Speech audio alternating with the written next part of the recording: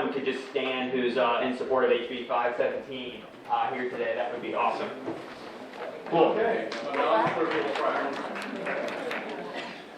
Great. Okay. Well, we are very grateful. Thank you all for being here in Annapolis. Go ahead, Delegate. Yeah, we're very grateful to Delegate Charcoonian and Delegate Rosenberg. Mr. Chairman, Mr. Vice Chair, and members of the committee, I am Delegate Vaughn Stewart for the record, and I'm here to testify in support of HB 517, which would establish a constitutional right to a clean and healthy environment in Maryland's state constitution. While this idea may seem radical at first blush, it is a widely recognized right in both the United States and several states, including Pennsylvania, right to the north of us, and in 80% of international constitutions. That is right. Nearly 80% of countries have this exact right in their constitution. So it may sound crazy, but actually it's worked pretty well in those places.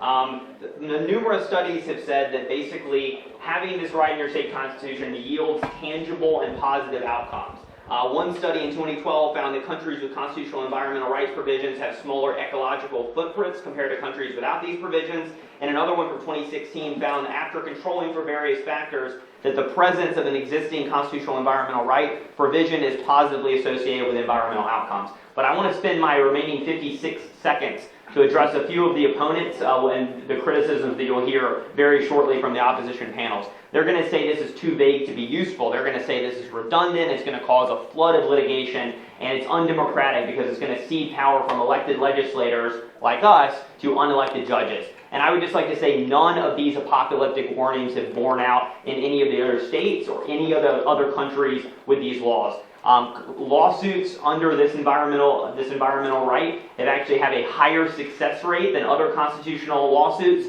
and there's been no additional litigation. In fact, what happens is when people don't like something, yeah, they may file a frivolous lawsuit, but number one, they have to pay for an attorney, and number two, they're already filing those frivolous lawsuits. This allows them to add one additional section to their lawsuit, but not additional lawsuits. So I would just urge a favorable report and urge to the committee to look at how this right is borne out in other places, which is that it's positive, it hasn't unleashed all these negative consequences, and I appreciate the time. Okay, who'd like to go first? Great. Hi, I'd like to thank you for the opportunity to speak in support of HB 517. My name is Maya Van Rossum. I'm the founder of the Green Amendments for the Generations movement, a national movement, as well as I've been leader of the four-state organization, the Delaware Riverkeeper Network, for over 25 years. As you've heard from Delegate Stewart, there are currently 2 states here in the United States of America that have a constitutional amendment of the kind you're considering today. That's Pennsylvania and Montana. And we're actually working in over half a dozen other states where they're also considering advancing an amendment of this kind. Green amendments in Pennsylvania and Montana have protected a state from having to enforce a contract that could have contaminated an entire town's drinking water supply with a cancer-causing toxin that would have caused organ failure. It prevented state permitting of gold mining operations that would have severely contaminated rivers, harmed wildlife, fish, and fishing, but also damaged the iconic scenic views outside of Yellowstone National Park and impacted recreational activities there. The green amendments in those 2 states are being used proactively to fill gaps in the law to help communities secure protections from per and polyfluoroalkyl chemical contamination in their drinking water supply and their environments. And it's been used and is being used to secure state action to ensure cleanup of a site known to be saturated with a cancer-causing contaminant known as TCE, contaminated for over 30 years and is now a source of a spreading pollution plume. Given that all people need clean water and air, a stable climate, and a healthy environment in order to survive and thrive, it is just and right to give these rights constitutional protections, the same protection as we give to other fundamental rights. And they will also be subject to the same limitations. None of our rights in the Constitution are absolute. They are all subject to weighing, balancing, and limitations. The same will apply to the Constitutional Environmental Rights Amendment. Thank you very much. Who would like to go next? Chairman, I am Reverend Dellyne Hinton, the chair of Central Maryland Ecumenical Council and pastor of 2 churches in Baltimore City. And I'm not going to repeat what's already been said, but I want to highlight a few other things to let you know. As of the middle of this month, Baltimore City has already passed a resolution in support of this amendment. They are on the cutting edge. And in Baltimore City, this is particularly important because over 50% of our residents are actually renters who do not have access to actually taking care of the natural environment that they find themselves in. So they're seeking your assistance with an amendment like this that will protect the natural environment that they find themselves in because they don't have access to actually do this. Climate justice would afford the disenfranchised access to green communities. Green communities do not just mean green spaces and trees and streams. It also means healthy living and good living environment, chemical-free living, clean water, clean air, and most of all, it is the kind of justice that calls us, all of us, to demand that our government and landowners be responsible to people and not to profits. When no one owns land and cannot affect policy decisions, one is poor. But the poorest are those who do own land and do affect policy and only seek economic viability instead of human prosperity. The ultimate test of a constitutional environment rights is whether they contribute to cleaner air, water, and healthier people and ecosystems. The evidence in this regard is limited, but is thus far uniformly positive. Nations with environmental provisions in their constitutions have smaller ecological footprints and rank higher in international environmental agreements. They have made faster progress in reducing emissions. If you could begin to wind up your testimony, the committee would appreciate it. Thank you very much, sir. The benefits they have experienced include improved access to safe drinking water, cleaner air, effective sanitation, and waste management practices. Thank you very much for your time. Thank you. My name is Ethan McNary and I live in Houston, Maryland. Correct. I firmly believe that the right to a healthy and sustainable home is the most basic human right of all. As a living species, humans require a livable earth.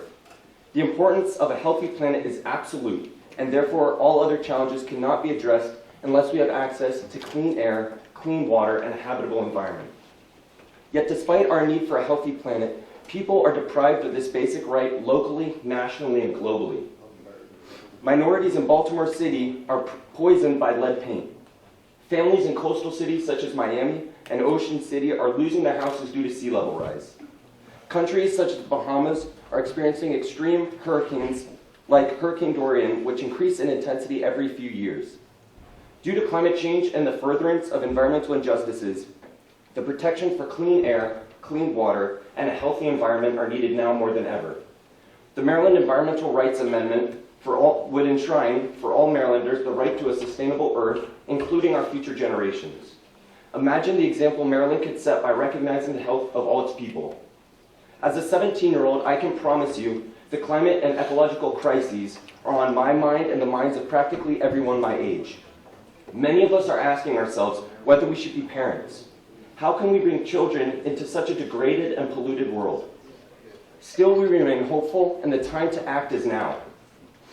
As people in power, what are you going to do to sustain the earth that sustains all our lives? What are you going to do to protect my children's future? Thank you very much for your time, Mr. Chairman and delegates. I implore a favorable report for House Bill 517. Thank you, and thank you again for coming to Annapolis. Who'd like to go next? I'm Helen Benson. I'm 16. I strongly support House Bill 517. You may know my face, but not my voice. Last year I spent the session in silence to support a Green Amendment. During my silent strike, I worked closely with Tamara Loughlin, who is now 350.org's North American Director. In her absence, I will be presenting part of her testimony today. As climate change alters our relationship to the land and water, we must be nimble in our thinking to safeguard the most vulnerable and bolster our state and local government's ability to respond to the threat. This bill promotes the development of an overarching standard that would support our shared interest in greater clean and renewable energy use produced within our state and the development of local businesses that support those ends. Similarly, this bill complements our existing law and standing for environmental action and fits well with our common law while expanding access to just transition jobs and the preservation of our shared heritage, historical and legacy sites. Finally, this proposed legislation would support the robust defense of our Flood Management, Stormwater, and Maryland Environmental Policy Act, aims to protect, maintain, and enhance our environment by acting as a bright line for action by the Maryland Department of Environment, Department of Natural Resources, and Department of Transportation and Health, among others. As we have seen in recent years of increasingly extreme heat and flooding that spurs annual property damage in Annapolis, the Eastern Shore, Western and Southern Maryland, Baltimore City, and painfully reoccurring in historic Ellicott City, we are in a new age. The impacts of climate change are upon us now. With less than 10 years to avoid encouraging the worst possible impacts by 2100, we support bold action from our state leadership, where it has a distinct advantage over the national dialogue. We are already working towards solution on the elements of the climate crisis, and this legislation provides an enduring framework for that action. We urge a favorable report from this committee to further the public dialogue and continue our development of forward-thinking policy that protects life, liberty, and the pursuit of health in our environment and our communities. Thank you. Thank you, and it's wonderful to hear your voice. I guess I may be just a little concerned about the number of lawsuits that may just start popping up. And, you know, while we all believe that everyone has a right to all of these wonderful qualities, right? Clean air, clean water, all of these things, but we also have to be responsible in how we go about doing that. Right. And so, you know, it says in the legislation that any person has the right to do this. And so what stuck out at me was that any person, and how many any persons will there be? Right. To come up with that. Have you considered that? And how do you address that? Yeah, I really appreciate that question because I think it's something you're really going to hear from the opponents. This is going to be a wave of litigation. It's going to increase litigation costs for all sorts of entities. So I just want to make 2 points. One, it's important to remember, and I guess the lawyers in the room know this all too well, that for any constitutional right, you have the doctrine of state action, which means that this only governs the actions of public governmental entities.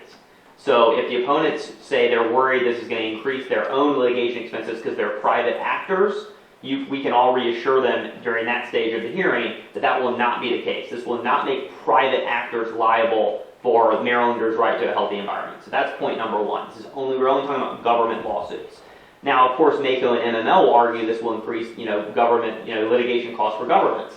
And so to that point, and to your point, I think that the experience of all these other places is instructive, because we're not the only state to deliberate on this. New York actually recently passed a green amendment themselves this past legislative session. And like I said, 80% of countries have done this. And nowhere have basically the floodgates of litigation open. All these worries, and of course they've all been concerned about this issue. It has not increased, it has not added additional litigation. And I think the reason is pretty simple. The folks out there that are kind of kooky and are just going to file frivolous lawsuits, they have plenty of other ways that they can file frivolous lawsuits right now. As we see with every single new transit line or whatever, there's always a million lawsuits about how this is going to affect some supposedly endangered species. Those lawsuits will continue to be filed in the same number. It's just that Section 4 of that lawsuit will be now they'll tack this on there, but it won't be additional litigation.